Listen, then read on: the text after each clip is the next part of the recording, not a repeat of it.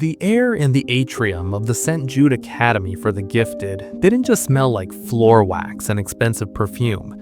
It smelled like unearned certainty. It's a specific scent, the olfactory profile of a zip code where the median household income is a rounding error for the people who live there.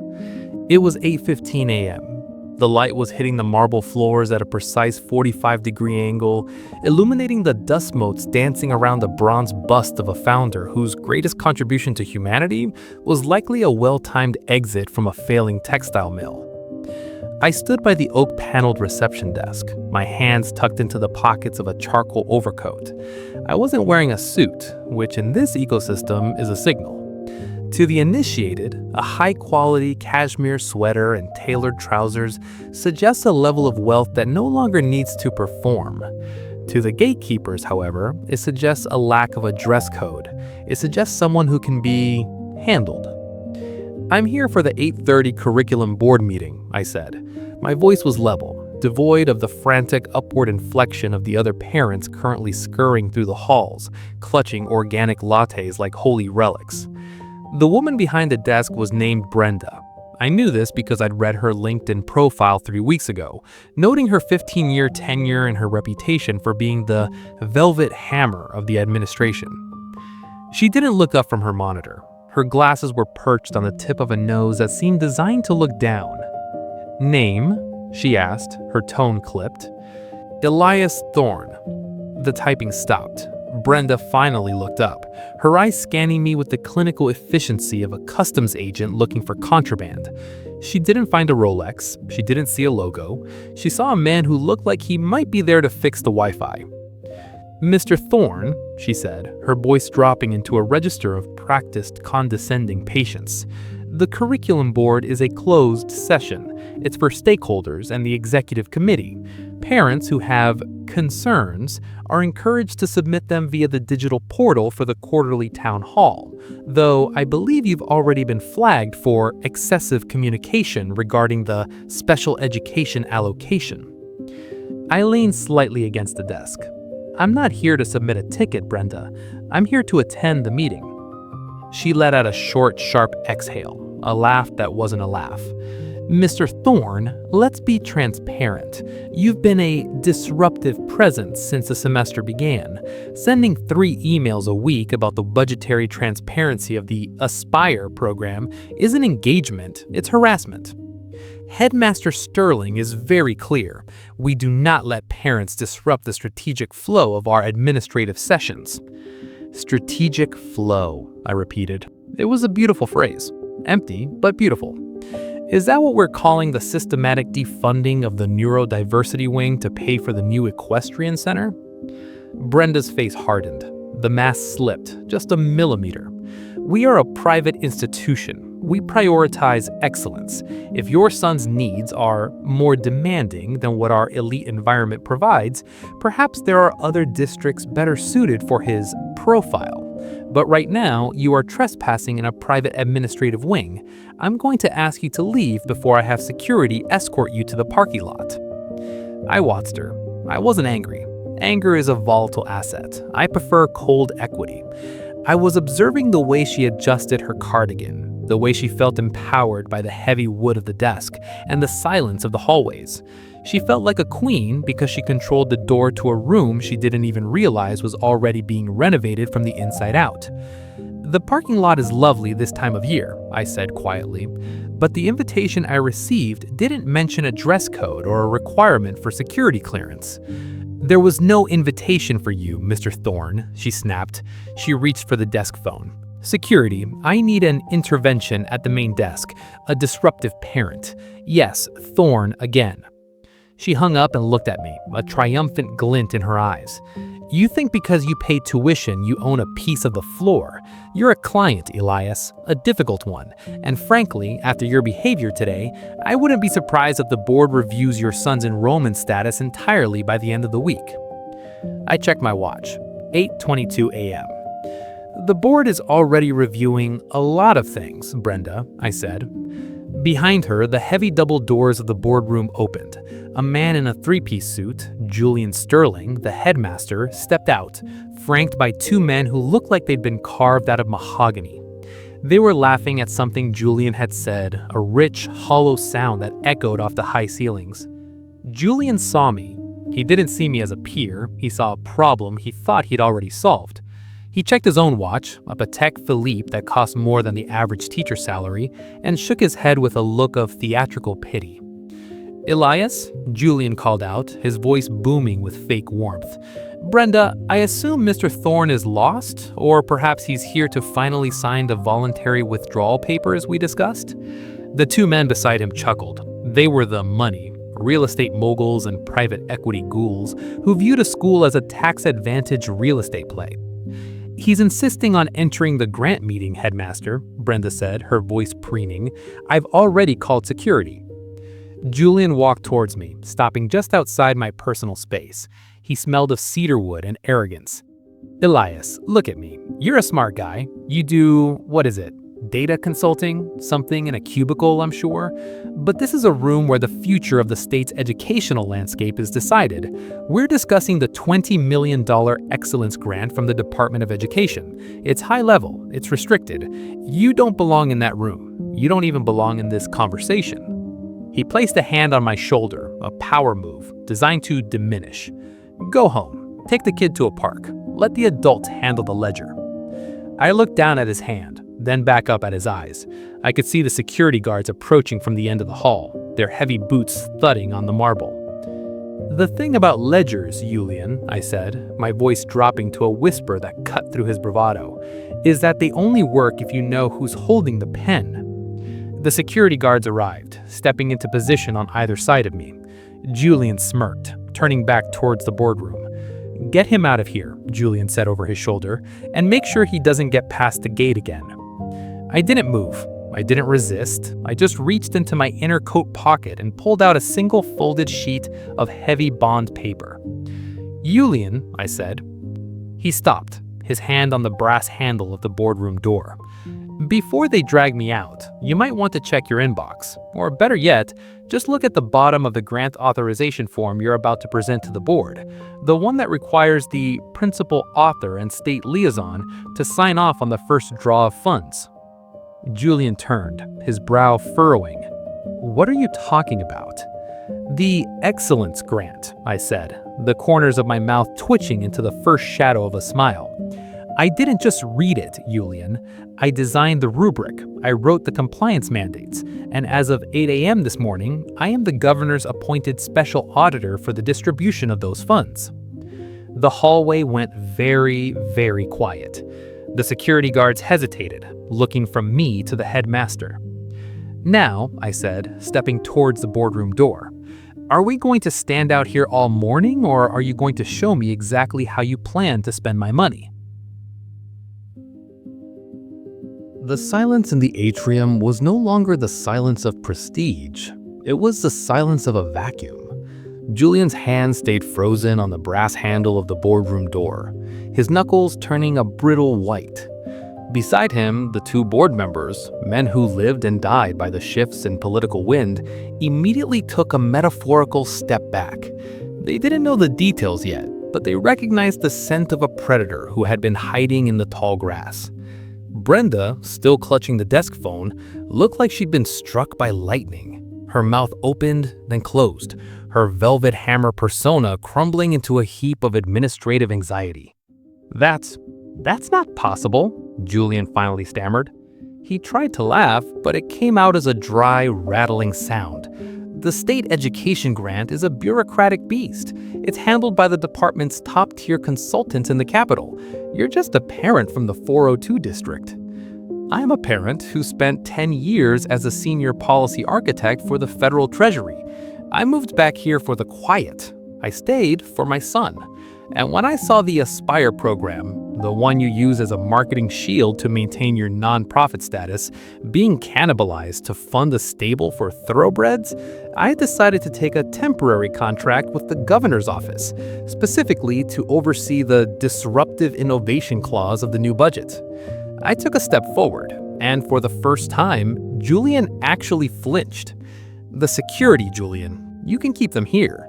They'll be useful for when we start seizing the financial records." I didn't wait for his permission. I pushed past him, the heavy double door swinging open to reveal the boardroom. The air inside was cool and smelled of expensive leather and fear. 12 people sat around a table of polished mahogany. On the table were glossy brochures titled St. Jude Academy, the next century of excellence. I walked to the head of the table, the seat Julian usually occupied, and pulled it out. The sound of the chair legs scraping against the floor felt like a gavel. "Gentlemen, ladies," I addressed the room, "the agenda has changed. We are no longer discussing the excellence grant. We are discussing the immediate remediation and compliance audit of St. Jude Academy." A man at the far end of the table, a corporate lawyer named Marcus, who I knew specialized in shielding private assets, stood up. "Now see here, Thorne, you can't just walk in here and claim authority. There's a chain of command. There are protocols." "Protocols," I said, leaning back and pulling a tablet from my bag. I tapped the screen and flicked the file toward the large projection screen at the front of the room. "This is the state grant allocation map I submitted to the Treasury last month. Notice the highlighted section under Transparency and Accountability? It states that any institution receiving over $5 million in state funds must submit to a 24-hour forensic audit if a significant deviation in spending is detected." I tapped the screen again. A spreadsheet appeared, glowing in cold blues and whites. "I ran the numbers on your last 3 Aspire filings. You claimed $2 million in specialized sensory equipment, but my son's classroom has a leaking roof and a secondhand iPad. Meanwhile, I noticed the Academy's development fund recently purchased 4 warm-blood horses for the equestrian team. Horses don't count as sensory equipment, not unless they've learned to teach Braille." The room went cold. The board members began looking at each other, the silent communication of a sinking ship. Julian finally entered the room, his face a mask of sweating desperation. He stood behind Marcus, his eyes darting toward the screen. "It's an accounting nuance, Elias. Interdepartmental loans. We were going to replenish the Aspire funds after the spring gala. It's a standard liquidity management strategy." "In the private sector, Julian, it's a liquidity strategy. In a state-funded grant program, it's called misappropriation of public funds. It's a felony." I let that word hang in the air like a guillotine. "I'm not here as a disruptive parent today. I'm here as the man who holds the keys to your solvency. If I don't sign the notice of compliance by noon today, the state pulls the $20 million grant. And because you've already leveraged that grant to secure a bridge loan for the new athletic complex, your bank will trigger a margin call by 3 p.m. St. Jude Academy will be technically insolvent by dinner time." The collapse was visible. Julian didn't just sit down. He seemed to deflate into his chair. The arrogance that had defined his posture for years vanished, replaced by the hollow, wide-eyed stare of a man who just realized he's been playing poker against the house. Brenda appeared in the doorway, her face pale. "Julian, the auditor's office is on line 1. They're asking for the login credentials for our internal ledger." I looked at her. "Tell them they don't need the credentials. I've already bypassed the firewall. I'm looking at the marketing and wine budget right now. It's fascinating how much it costs to keep the board hydrated, while the special education department is told there's no room in the budget for a full-time speech pathologist." I turned back to the table. The power dynamic hadn't just shifted, it had inverted. I was no longer the nuisance to be managed. I was the architect of their survival, or their extinction. "Now," I said, clicking a pen I'd taken from the center of the table, "Julian, you mentioned earlier that I don't belong in this conversation. I think it's time we discussed exactly who does belong at this table. And it starts with a series of immediate resignations." Julian looked at the pen, then at the screen, then at me. His mouth moved, but no sound came out. He was finally seeing the disruptive parent for what I really was, the person who had been counting the exit signs while he was busy admiring the drapes.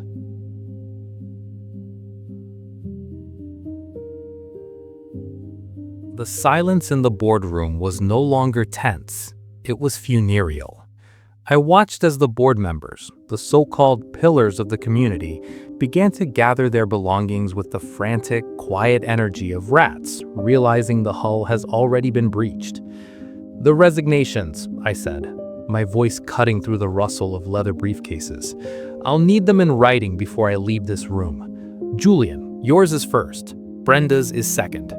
Marcus, you're staying, not as counsel, but as a witness to the transition. You're going to help me draft the new bylaws, or I'll ensure the Bar Association receives a very detailed breakdown of your interdepartmental loan advice." Marcus sat down. His face was gray, but he was a pragmatist. He knew when a deal was dead. "This is a coup," Julian whispered. He was looking at the table, unable to meet my eyes. "You're destroying a 100-year-old institution because you didn't like the way you handled my son's paperwork. I'm saving a 100-year-old institution from the parasites who treated it like a private bank account. And I'm doing it because you forgot the fundamental rule of power.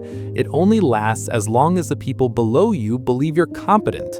You're not competent, Julian. You're just expensive." I spent the next 3 hours performing a surgical strike on the Academy's infrastructure. By 11:30 a.m., the interim board had been appointed via a series of rapid-fire emails to the governor's office, parents who actually had degrees in education, a retired judge, and the very speech pathologist Julian had fired 6 months prior for budgetary reasons. I authorized the immediate reallocation of the equestrian fund. The horses were to be sold by the end of the week. The proceeds moved directly into a restricted account for the Aspire program. The strategic marketing budget was slashed by 90%. We didn't need glossy brochures anymore. We needed a roof that didn't leak. By noon, the building felt different. The velvet hammer was gone. Brenda had been escorted out by the same security guards she had summoned for me. They didn't look at her as she left. They looked at me, waiting for their next set of orders. I found Julian in his office, packing a small cardboard box. The sunlight was still hitting the marble floors in the atrium, but the unearned certainty of the morning had evaporated. He looked smaller, his expensive suit suddenly looking like a costume that no longer fit. "You think you've won," he said, clutching a silver desk clock, "but you've just made yourself the target. The parents in this district, they like the prestige. They like the exclusivity. You're turning this place into a glorified state school." "I'm turning it into a school," I said, leaning against the doorframe. "If the prestige was built on the backs of the students you ignored, then the prestige was a lie. You weren't selling education, Julian. You were selling a feeling of superiority, and that's a bubble that always pops." I walked over to his desk and picked up a small hand-painted rock. It was a paperweight my son had made in the Aspire program 3 years ago. Julian had kept it on his desk as a prop, a sign of his commitment to every child, while he systematically gutted the program's funding. "You called me a disruptive parent," I said quietly. "You used that label to dismiss me, to silence me, and to make me feel small. But here's the thing about disruption. It's only a problem for those who are comfortable in a broken system. To everyone else, it looks a lot like justice." I set the rock back down on the empty desk. "You spent your career climbing a ladder, Julian. I spent mine building the ground you thought you were standing on. That's the difference between having status and having worth. Status is what you can take from a room. Worth is what stays there after you've been kicked out." I turned and walked toward the door. "Elias?" he called out, his voice cracking. "What am I supposed to do now? My reputation, it's over." I didn't turn around. "Submit a ticket to the digital portal, Julian. I'm sure someone will get back to you in a few business days." I walked out of the administration wing and into the main hallway. The bell rang, the sound of a period ending and a new one beginning. I saw my son coming out of his classroom, his teacher holding the door for him with a look of cautious hope on her face. She'd heard the rumors. She knew the disruptive parents had just bought her the resources she'd been begging for years. I didn't need a plaque on the wall. I didn't need a bronze bust in the atrium. I just took my son's hand and walked toward the exit. The air didn't smell like floor wax and perfume anymore. It just smelled like a crisp, clear morning. The disruptive parent was finished. The auditor was just getting started.